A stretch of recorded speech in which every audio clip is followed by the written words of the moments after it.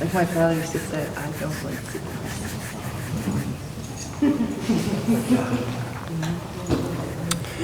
So the next level of the work is directly the intimacy work.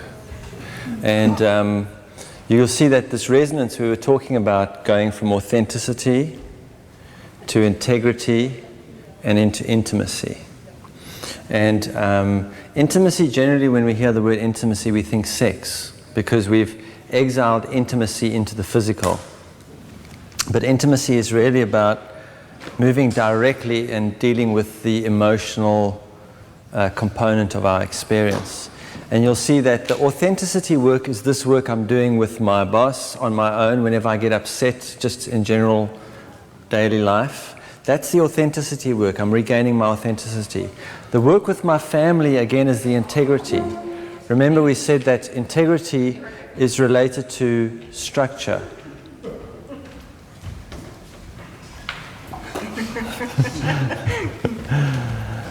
We said that integrity is related to structure, right?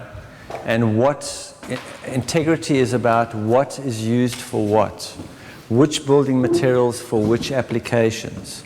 So again, this is understanding the different dynamics of the structure of what we can call the portal, and what is used for what, and what is the condition of what, and what is the work required to bring so that I can become my own guidance, I can nurture myself, I can take ongoing responsibility for my own healing or the condition of my own emotional body, and that I can read and accept my life experience to be true, so that I can follow the teaching given to me that leads me into the opening of the portal.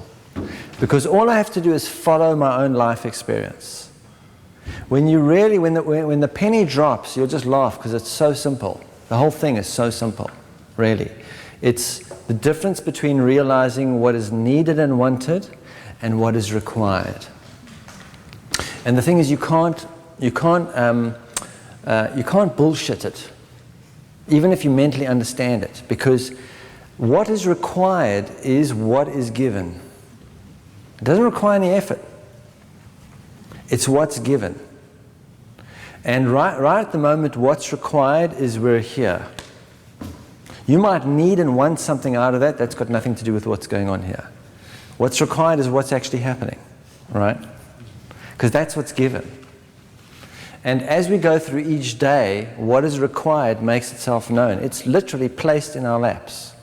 That's what's required for our journey. We add stuff to that all the time because that's what we need and want. Oh, but I need a new car, or I want to speak to this person, or all this needs and wants comes out of this emotional signature.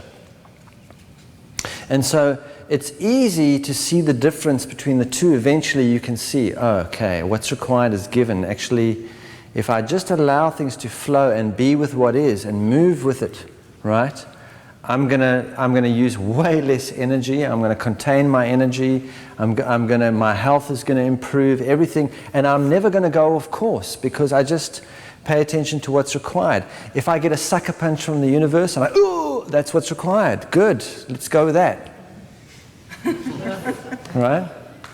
It's very challenging, but actually it's so simple.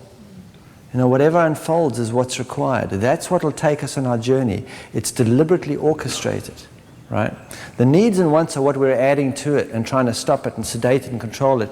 And the work is to eventually bring that behavior to a stillness. And actually really say, you know, I don't know what I require. I wouldn't recognize it if it was shown to me. That's one of the indicators too of what I require. I didn't recognize it. I didn't want it. I definitely didn't need it, but it showed up. That must be what I require, right? So I have this engagement and I go there and I can't get there because I get stuck in the traffic. I don't need or want to be stuck in the traffic. It's what I require. And once we start living in that resonance, there's a whole Because in order to live in that resonance requires that we awaken being as opposed to doing as our primary means of impacting the causal part of our experience. In other words, can I be with what is? Because the more I'm able to be with what is, the more I bring the radiance of this frequency called being. This is the frequency of being into my life. I'm really bringing the causal point in. But it's I can't just go there and go, this is what happens, We'll get people who go, well, you just got to be, right? Just be at peace, right? The peace is already here. Just be there. Just, that's all that's required, right? Just be one, okay? Just be one already, right? And so you might get a group of people and you can feel one and peaceful, right? Together, oh, yeah. You walk out the door and go home and, right? Because you can't lie about this, nor can you ignore it. And until it is consciously resolved, it is going to drive us into needy and wanting behavior, into sticky behavior. That is going to complicate things and really, right? That's where all the suffering comes from, is from that. So yes, what I require is given, but my job is to really go in here and take care of this. And the important thing about this is it's organic, right? The problem with one of our challenges is we sit here so much. And because we sit in the mental body believes information is knowledge. And so the mental body reads a book and the book goes, oh, this is what it takes to be enlightened. Okay, bring on the enlightenment. I want it now. I want it now. Okay, I've got to clear my emotional body. Okay, let's put the schedule out. I'm going to do this week. I'll do my fear this week. I'll do my anger this next week, and I'll do my grief the week after. And then I will be in the vibrational again, right? But this emotional body, this heart, doesn't operate like that. The heart is organic. The mental body believes it's God and that it functions almost independently of anything else, right? So the mental body goes, I should be able to be enlightened now, whatever that is. And to the mental body also has a definition of enlightenment. To the mental body, enlightenment is there will be a firework display. I will know absolutely everything about everything, and I will grin like a Cheshire cat for the rest of my life. I'll be enlightened, right? And I want it now. Right? Which is the same as a peach tree saying, a peach tree this big saying, where are the peaches? I read a book about peaches. I read this book, it told me I'm a peach tree and then I can have peaches. I want the peaches now, right? And I want them now because what the mental body believes is that it's completely alone in the universe. It's completely alone, and its behavior comes out of that belief. It behaves the same way as a cell that we call cancer. When a cell becomes cancerous and just starts doing its own thing in the body, that's how the mental body behaves when it plays the role of God. And so a peach tree this big first has to develop roots, because to contain all that fruit, to contain all the fruit, I don't know if you've ever picked peaches on a ripe peach tree and seen how many baskets of peaches come off that peach tree and how heavy that is. And that tree has to hold that fruit up, which means it needs really deep roots into the earth. Then it needs to have a strong trunk, right, to hold that fruit up off the ground, because if the fruit's lying on the ground, it's going to get messed up. That trunk has also got to be able to hold that fruit in the wind when the wind blows. And then it needs all these branches and leaves, enough leaves to take in enough light. And all that development has to be done before the flowering phase even starts. Only when all that development is done does the flowering phase start. And the flowering is a really freaky phase, because the flower doesn't look anything like the rest of the plant, right? And so when the flowering, normally when we start flowering, we run and talk to someone about it. Go, there's something going on. I can feel something. Can you help me stop it? Right? The flowering phase is very strange. It's very uncomfortable. And only after flowering comes the bee, and the bee pollinates, and the fruit is given. And the flower, the peach tree doesn't say, open its flowers and go, bees, come on, I want so many bees for, it doesn't work like that. And the peach tree doesn't function in isolation to the rest of the world. It requires the soil, the beings that live in the soil, the climate, the birds. It requires all sorts of elements around it, the sun, the rain, everything, in order to come to fruit. It doesn't just happen in isolation. The mental body believes that everything happens in isolation. And this is why you will only get to the family work when the family is ready to do the work. That's how it is. We're doing this together, although it looks like, because we get into the mental place, that we're doing this alone. But it's not true. Everyone who enters your space is affected by you when you do this work. Everybody. The shopkeeper, everyone gets affected by the resonance. Because what's happening is, as we open up to this resonance, this vibrational resonance is coming through. It's impacting everything around us. It's very powerful. It's not just about me, right? My fruit is for everybody. You say the family doesn't lie, but if you have a pattern of a critical mother or critical father, yes, then where's the truth in that? Well, the truth will, see, there's 3 levels going on, right? And the first level is the physical world. And the physical world looks like this. Those people over there are always gossiping, you know? They don't seem to have anything to do but talk about other people. Just watch them. They stand around talking about other people all day. Don't they have anything better to do? And they're probably talking about me too. And I wish they'd just find something else to do but talk about other people, right? That's the physical world level. And when we sort of awaken into a more presence and we start moving into the mental, then we realize that what we're doing, why they annoy us so much is because what we're doing all the time. We're the ones talking about other people. We're standing there gossiping about other people. So we suddenly become aware of our behavior. Because while we're in the physical world, we're only aware of people's behavior towards each other and towards us. And then in the mental world, we become aware of our behavior towards other people.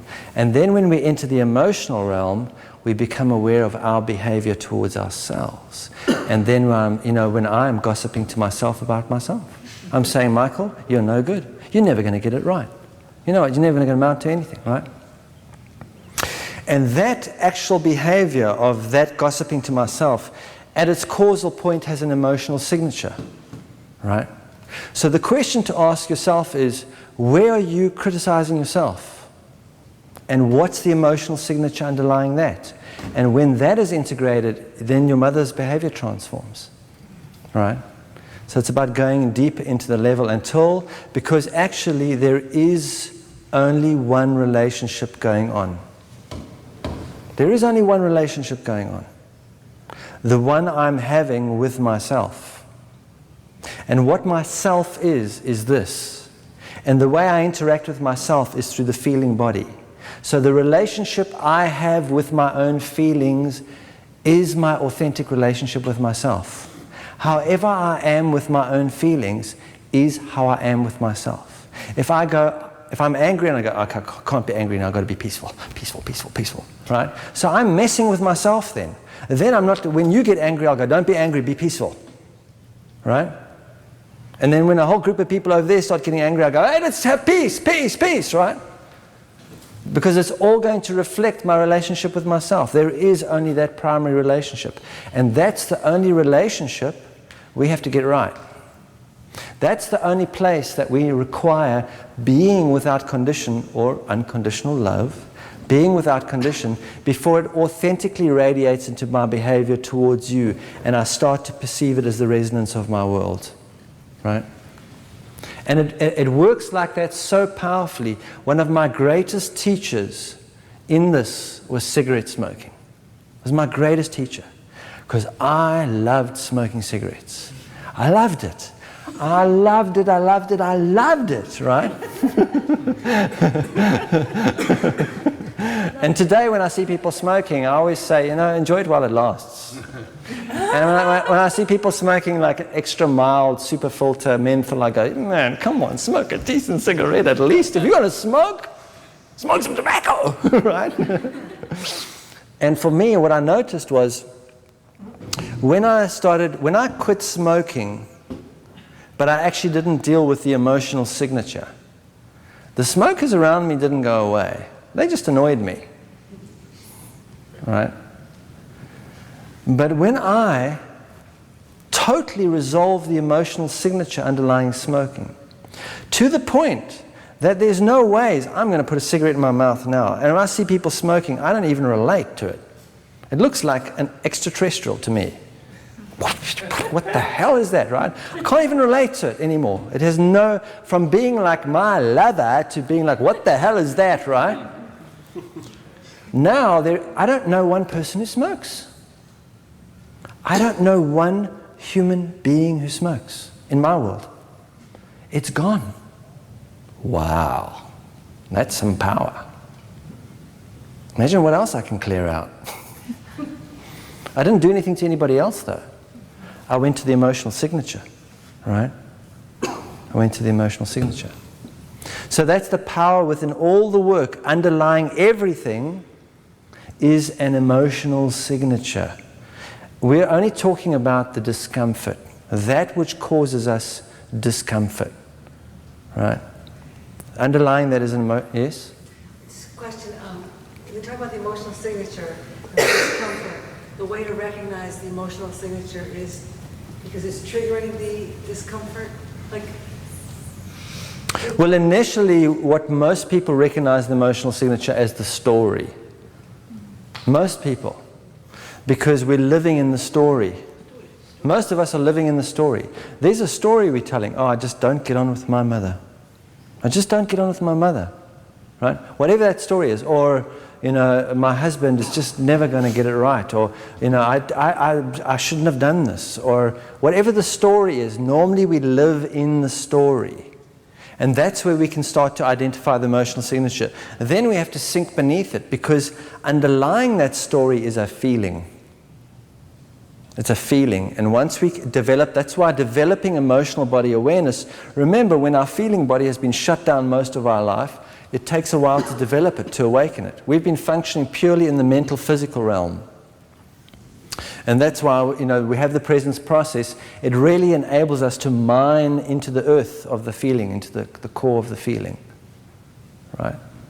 Underlying that story is a feeling. That's the emotional signature. And that feeling, that felt aspect of the experience, it's the felt aspect, resonates within our physical vehicle somewhere. It's locked in there somewhere. And so it's very easy, once you tune into the feeling and where it is in the physical vehicle, to just place the attention on it and allow it to be there. Be with it. Be with it. That's all that's required. Nothing more than that. Nothing more. Don't do anything to it. That's what we've been engaged in our whole lives, is doing something to it. Right? And the more we put our attention on it and give it our attention consciously, the more it's going to come up in our awareness in a way that we can integrate it. When we don't put our attention on it and push it out, it comes out there. It's always going to be there in some form or another. It's either going to come up out there or in here. We can use the out there to get in here, but if we don't take care of it internally, it will come out there. Right. So there are some approaches that, let's say you have to get back to like a causative event or something relative, or that same emotion and thing keeps coming up. The causative event is hard to get to because it probably happened a few thousand years ago or longer. Right. And so the causative event is carried, it's downloaded into us in the first 7 years as an emotional signature. So none of it's personal. It's not personal. Personal life. None of this is personal. Right. Right. Although we take it very personally when it comes up. Because it's imprinted, yeah, we do. It's imprinted into us in a personal experience. The first 7 years is very personal, the way it's tattooed. But actually, the story we tell ourselves about our childhood isn't true, even though it happened in the way it happened. The actual truth about it is the feeling that it brings up, that it catches. That entire event, the physical, mental, and emotional sequence of the childhood, is designed to bring that into this experience and to lodge it in a place where I can get to it. so that I can now consciously get to it and integrate it. That's its only purpose. Everything else is a story. That's why therapy as a traditional verbal therapy doesn't work. If it worked, we wouldn't be going back for 15 years to the same therapist, right? If talking actually was useful, the whole planet would be at peace, right? We do this work in our family, and then so that we heal the family? No, we don't do it so that we heal the family. We do it so that we heal ourselves. But people around us change. But we don't do it because of that. Okay, but they change. No, the way we relate to them may change. We may find out that they're actually great just the way they are. Once I can see him, see, when I can't see him, I don't like the way he is. Well, when I awaken from the state of hypnosis and I can see him, then I go, oh no, you're pretty cool the way you are. I kind of like hanging out with you. Remember that when we look at our family, most of us, until we've done the family work, we see a jar of cookies, a pot of tea. We don't see who's standing in front of us. We see a ghost, a phantom, right? We don't see the person. We can't see the person. It's very difficult. And that's why that level of hypnosis will only peel off once the signature is resolved. I have an 11-year-old, so I guess it doesn't matter what I do, she's going to grow up and it'll be she may have issues, right? Can this happen at any age? I mean, could a child have emotional? Well, the first thing is that you didn't do anything to your 11-year-old. You did something with your 11-year-old. There's a big difference. You have that being has an agreement to be going on that journey with you. For you to say you did it to them is to the peach tree once again going, I'm alone in the universe, right? It's a group thing going on, right? And the thing about children, one of the powerful barometers of this work is when you do it to yourself, watch what happens to the children. Your 11-year-old, if you look at the way they're behaving, there is an emotional signature there that comes up, otherwise you wouldn't even be concerned, right? Well, not really. I'm not concerned. I'm concerned for the future for her. No, well, don't be. Okay. He or she is having their own experience, right? That's their experience. The thing is to take care of your experience. The best thing for children is to set an example of what this is, of this work. Children get it, but they don't get it through words or telling them what to do. They get it through the way we respond to our own experience. They watch very carefully. They get it energetically. And our children, you see, what we do is, when we don't do inner child work, because really all this is really what inner child work is. I'm going back to my child self, and I'm actually going to bring my child self here. This is the power of this work, right? This is the power of alchemy. It really is, on some level, time travel.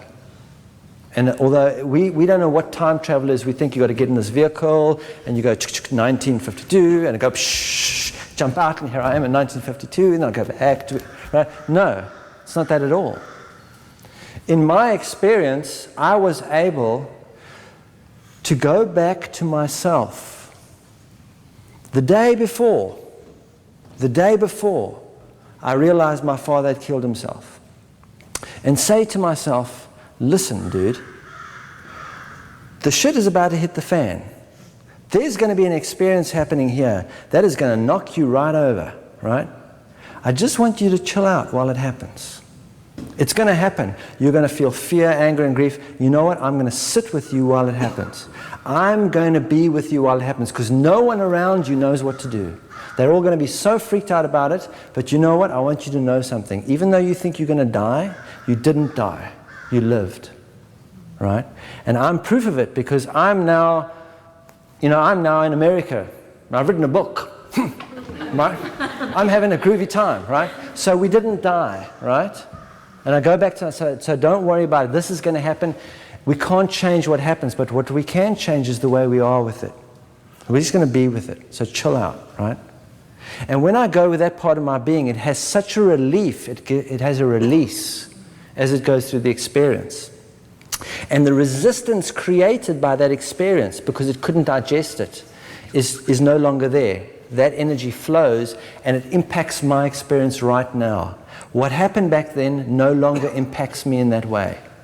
It doesn't bring up fear, anger, and grief when I put my attention there, because I changed it there. And I didn't change the experience. I didn't change what happened. It's never about change. Don't want to interfere with what happens. But how I was being there, I went and with myself. And the profound thing is, I have experiences today, right, when I go through things that are pretty weird, and it's almost like there's someone sitting with me and saying, listen, Michael, this is a pretty strange thing that's going on now, right? I just want to tell you that I made it, right? And I'm sitting with you. I'm sitting with you through this. So I just want you to chill out, right? Like right now on this planet, there's a voice that says to me, listen, Michael, this planet's about to go through some really weird stuff. People are going to start freaking out. There's going to be some strange things going on. You know what? This is part of the journey, and I just want you to chill out. Just take it easy, right? Because we get through this. And that person may be speaking to me from 2050, I don't know, coming back because I go ahead to make a place for you. We say, I go ahead to make a place for you. I went ahead to make a place for my child self. And then I reached back and I grabbed my child and I brought it here and I go, I'm your parent. I'm going to take care of you because nobody else could. I'm the only parent you're ever going to have that really loves you and can be with you as you are. No one else has the capacity. They're all full of need and want, and they're never going to see you as you are. That's my job. That's my job. And when I take that role, the child comes into my life, and therefore my life is imbued with more creativity and playfulness because I've brought the child here, right? The child is always with me. And that's what this work is about. We literally reach back, grab the child, bring it here. And in the same light, that same thing is happening on another level, right? And we'll call that part of ourselves, we'll give it some deity name or something. But there's a part of us that's looking out for us now. It's this part. It's the part of us that guides us into these experiences, that guides us to the right books, that says, it looks like things are going crazy, but just stay calm. Just respond to it. Don't react to it, right? Because your reaction now is going to impact things down the line, right? I just want to say that partly from doing the process, I've noticed that I've gotten a little more immature in some of my relationships at home where I feel very safe. I'm just kind of a little goofy with... Yes. Well, I've always been goofy with my animals, but Right. now it's like I'm goofy with my husband. I feel like I'm sounding sort of childlike with him, and my son, who's Yes. a 17-year-old who thinks I'm totally nuts. Yeah. And you said, to sort of, take care of your emotional healing, Yeah. but at least with a teenager, where he's at anyway, mom's disgusting to be acting like that, Yeah. Well, you haven't seen me yet at home, so. I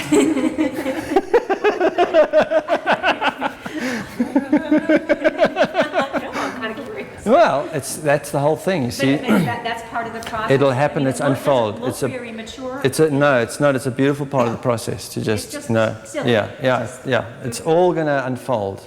It's all going to unfold like It's that, fine. right? Yeah. So on people that you feel that you have that intimacy with, you will behave like a fool. Yeah. Oh yeah. Because we're not on our best behavior anymore.